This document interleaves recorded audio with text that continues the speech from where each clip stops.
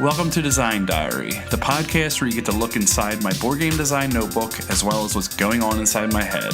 We look at a new word each day from the sense of mechanics, tone, theme, or inspiration for a full game. Today's word is Onomatopoeia, the naming of a thing or action by a vocal imitation of the sound associated with it, such as buzz or hiss. The use of words whose sound suggests the sense. And I must say that this is our 100th episode of Design Diary. 100 days in a row where I've put myself through this and made it happen no matter what. And I plan to continue without any stops.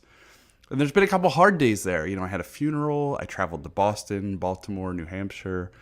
Lots of, snow days with the kids and things like that. But we made it through all 100 days. It wasn't just me. We had guests. We had the community jumping in. So 100 days in, and I feel like it's just the start.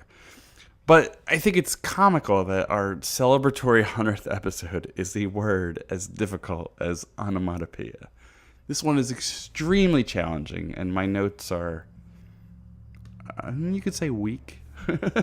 It's like if we can make it through onomatopoeia, we can make it through anything. All right, so here we go. And thank you. I also want to thank everybody who's listened to any or all of the last 100 episodes and supported me in, making myself a better designer and supported everybody else in just pushing themselves to design. So this is awesome, and thank you all. So for onomatopoeia, it instantly made me think of the world building that I've been doing. I've been doing some world building for a big button shy, fantasy universe, and we're going to do a contest for games and things like that. But we're starting, from the ground up in building this world. Now, a lot of it will be things that you've seen in other games and genres and things like that. It's a fantasy setting, but and you don't have room to build everything from scratch. You can't just say every single word of our language. There's no such thing as a mountain. We need some familiarity, but there is room for actions, for example, running, being called something different in that world. And I feel like something like that is neat. What's the sound of running? Like a boom, boom, boom. Like a boom, boom, boom could be running. Boom, boom, boom is a little comical. And I feel like all of them are comical. Buzz was probably comical the first time someone said it. But bum, bum, bum being running. Attacking could be clash, which is already used as an onomatopoeia. It could be, I'm trying to, psh, it's a hard one. Psh, psh, PSSH. These are hard to say and spell, and it's hard to make new words.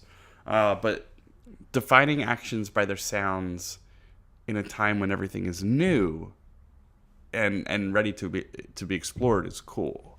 So I thought of with that fantasy setting, actions that are unique to that setting, and I'll give you an insight to it right now. There's a group of people that live above ground, and there's a group of people that live below ground. And the passing between the two of those areas is essentially, going into a cave, jumping into a hole.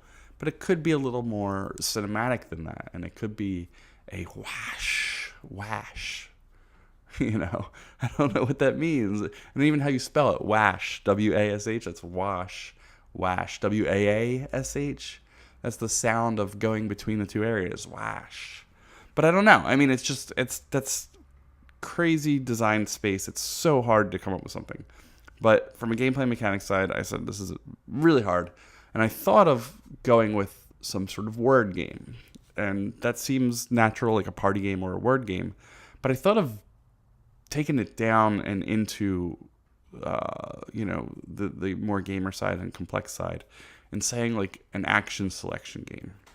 So whatever the game is, and I had letters incorporated or alphabet incorporated or something like that. Let's just say it's a big city and there's a city map and there's actions associated with spaces. So it could be an action selection or it could be a worker placement style game.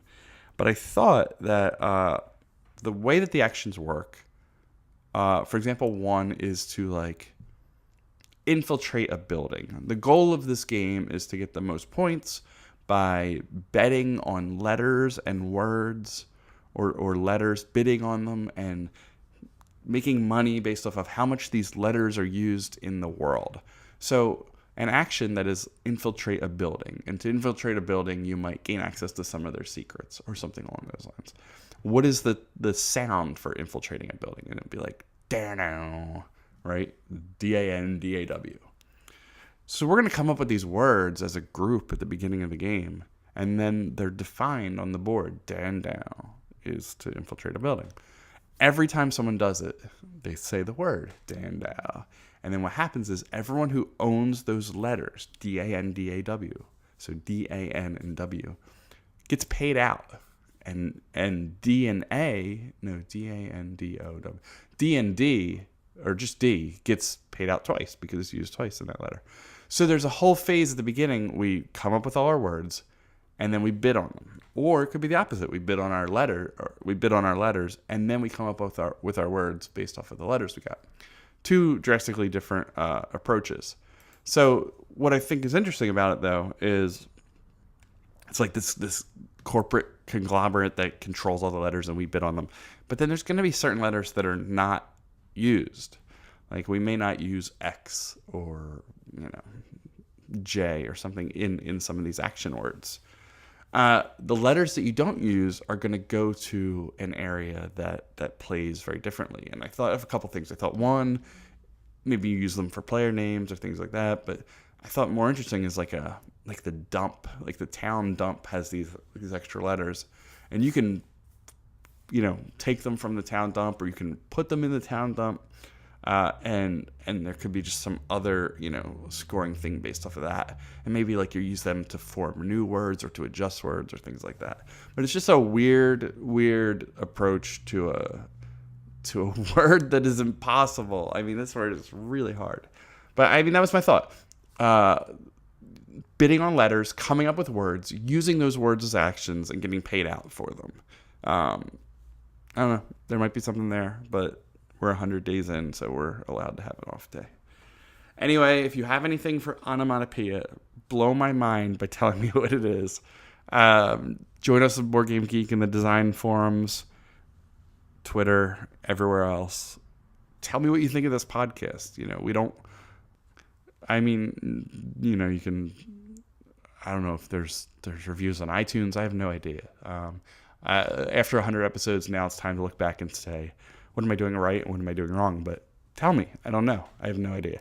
I'm just writing in my diary, reading it to you, having cool guests on. But, let me know what you like and what you don't like. Thanks again for joining me. We'll do this again tomorrow and every other day this week. Thanks.